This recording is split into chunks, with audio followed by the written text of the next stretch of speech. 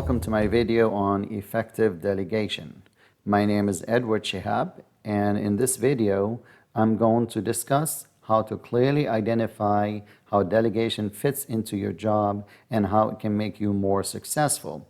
We'll also discuss how to identify different ways of delegating tasks, use an 8-step process for effective delegation, be able to give better instructions for better delegation results, and recognize some common delegation pitfalls and how to avoid them, as well as how to monitor delegation results. You may know that effective delegation is probably one of the most valuable skills you can master. It reduces your workload, it develops employee skills. Delegating prepares employees who work for you to be able to handle your responsibilities and simultaneously allows you to advance to other career opportunities within your organization. Delegation itself is often one of the hardest skills for a manager to master. However, the skill can be learned. Have you ever looked at the final product of a task that you assigned someone else to do and realized you didn't get what you wanted and that you're going to have to redo it yourself? Initially, it may seem like the person who was assigned the task has failed, but that's not really the case. As you know more about delegation, you start to realize it was you, the delegator, who failed. Let's start with why you should delegate. And to do so, let's discuss the advantages and disadvantages of delegation. Some of the advantage that you would get when you delegate is that it allows you as a manager to achieve more. People are doing some of your work. That means you can have more time for managerial duties. It increases your own promotion potential as you're getting more work done, develops the skill of your team members, gets them more involved, gets better output out of the whole team, gets faster and more effective decisions, and increases flexibility of operation. There are disadvantages to delegation or reasons why you wouldn't want to delegate or you may not feel comfortable in delegation. Number one, you're not sure enough of your position and you feel like this is going to diminish your authority. You're afraid of the risk involved if you have somebody else do the task.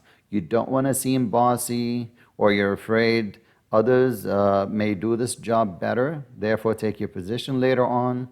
Sometimes you're worried that it takes too much time when somebody else does it. Maybe they're not as experienced or skilled, or you feel that maybe you're losing control when somebody else is doing the work, or worse, you feel that you can always do it better.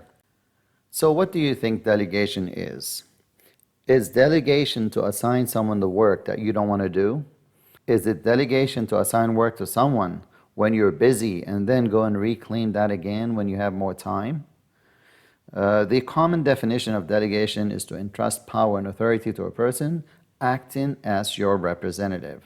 Now that seems a little bit abstract, but it really captures the meaning well. Another way to define delegation is getting your work done through other people. It's more than simply assigning work. Delegation involves making an investment in a person for the future and helping them to increase their own skills.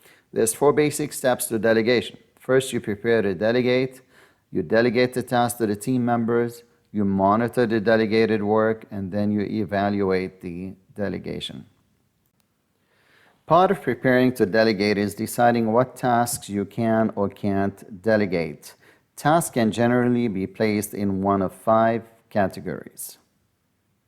There are things that you must do. That's one. There are things you should do, but someone else could help you. There are things you could do, but others could do it if given an opportunity. There are things that others should do, but you can help out in an emergency. And there are things that others must do. Now, delegation doesn't have to be all or nothing. In fact, you should consider what level of delegation is appropriate for the task or the employee or the situation. There are 5 levels you may want to consider.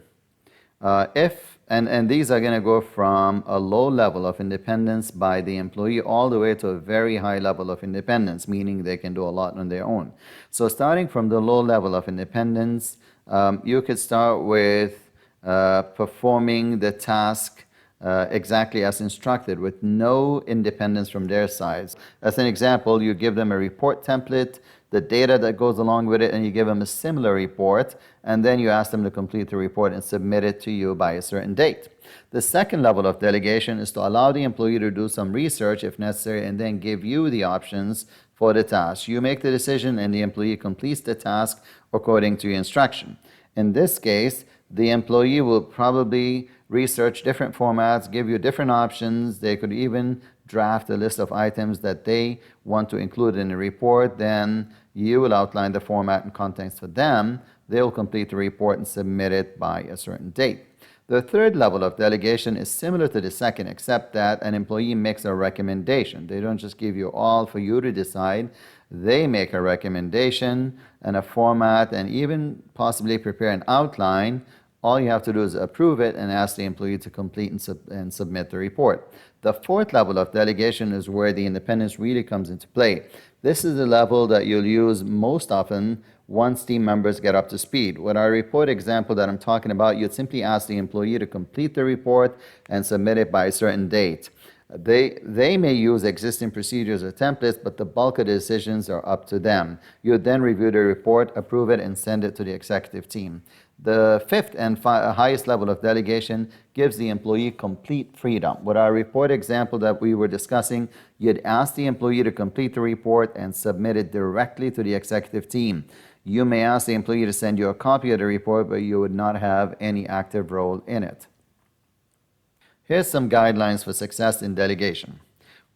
The question that people have most of the time is, when should I delegate some of my work? Well, the answer would be after you've been on the job long enough to understand what it entails, when you've completed a skills, abilities, and interest inventory of your team members, formally or informally, and you know what they can or can't do, when you understand the value of delegating. So these will be times when you should delegate some of the work.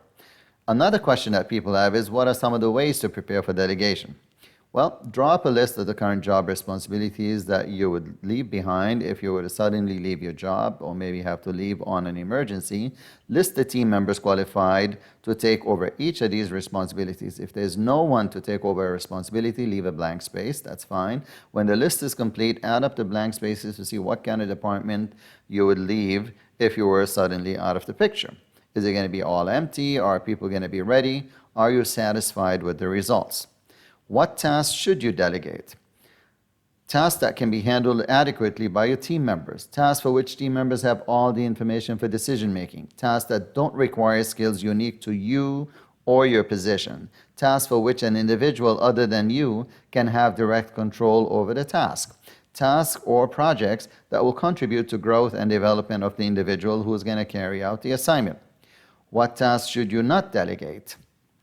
And these you got to pay attention to these.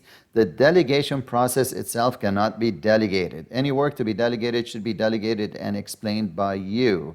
Don't assign it to somebody else to do.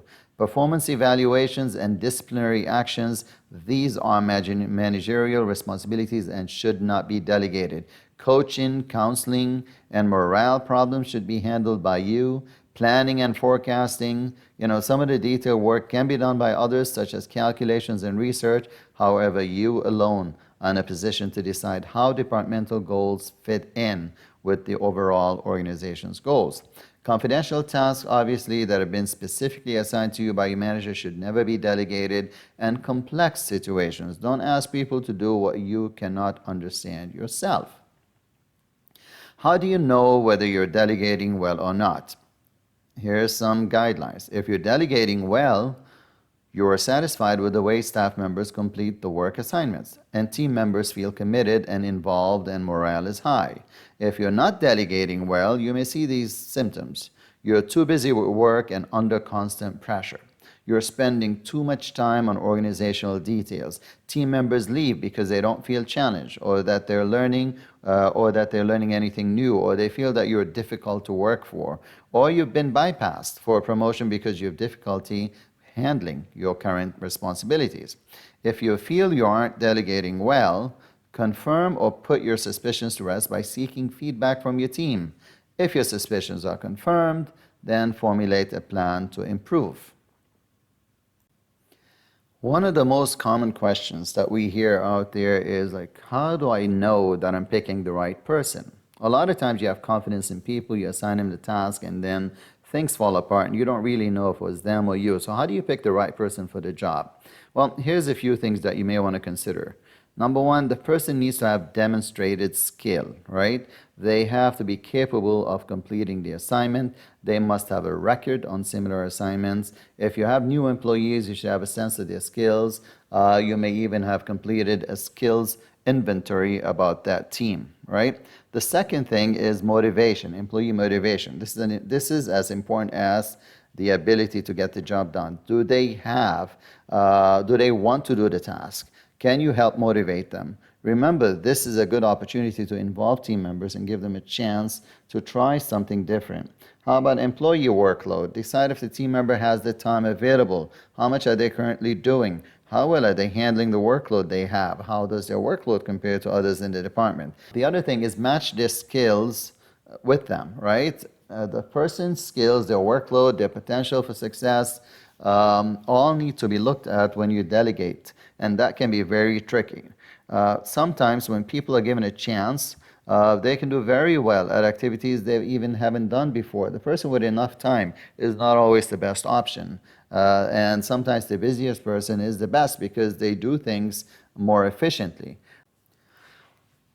Now let's discuss how to assign or delegate the task. So you're going to have a meeting with this employee and you're going to be delegating a task to them. The delegation meeting has 8 specific steps to it, and we recommend that you review these steps before your meeting so that nothing is left out. This is going to help you provide a thorough orientation to what is being delegated. So step number 1, clearly communicate to the team member or members what they're being asked to do. This includes information such as what specifically needs to be done, when should the task be completed, what are the consequences if it's not done, what level of accuracy you need, how does the task fit into the overall scheme, how many parts are there to the entire project, who's working on other parts of the task. Just give them very clear details and be very clear as to what they're being asked to do.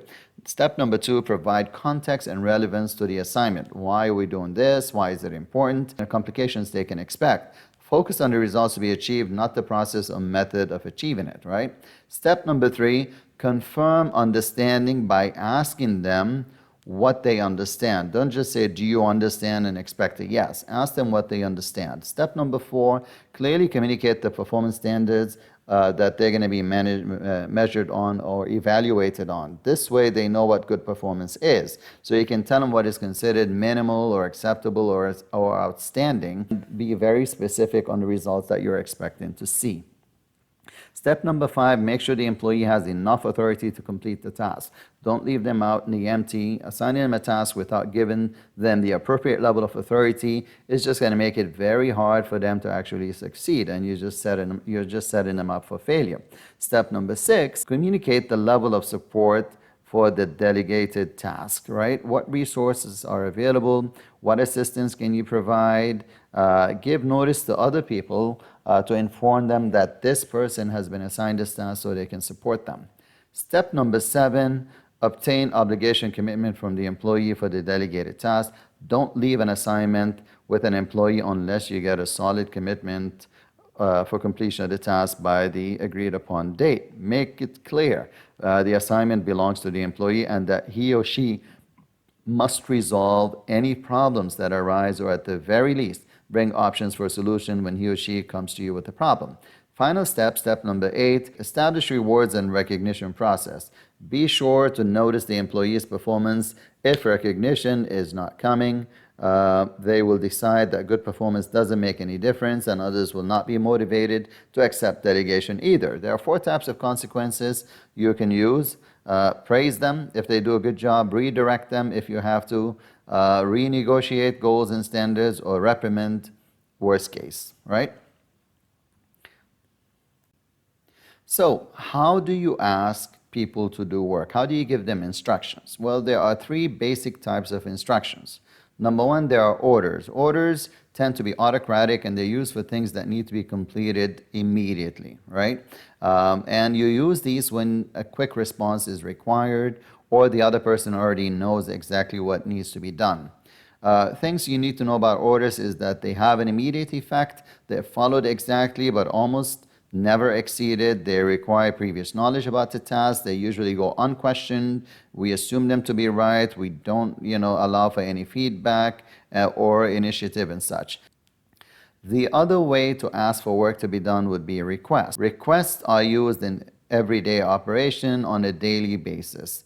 Team development would be encouraged through opportunity to use initiative and express their views and opinions. It's different from the autocratic way of ordering. Requests are open to further suggestions even though the manager remains in control.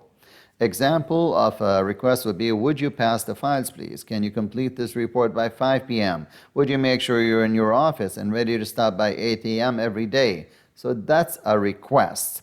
Some things to know about requests: they take longer to be implemented, they allow for feedback, they promote individual development, can be exceeded, can attract criticism, can expose weaknesses.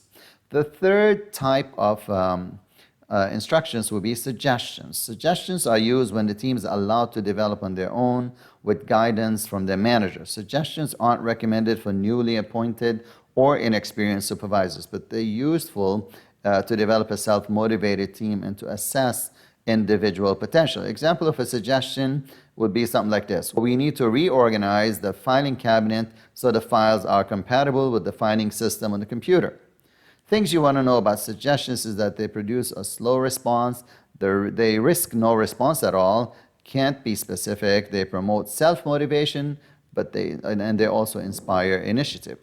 I think this is all we have about delegation. We've talked about different types, we've talked about different levels, talked about how to select the different people and how to delegate it, the step by step, and the different ways that you can ask for work. I hope you enjoyed this video and I hope it proves to be beneficial. If you have any questions on delegation or you have some feedback, please let me know. Put your comments down below. I'd be happy to hear from you.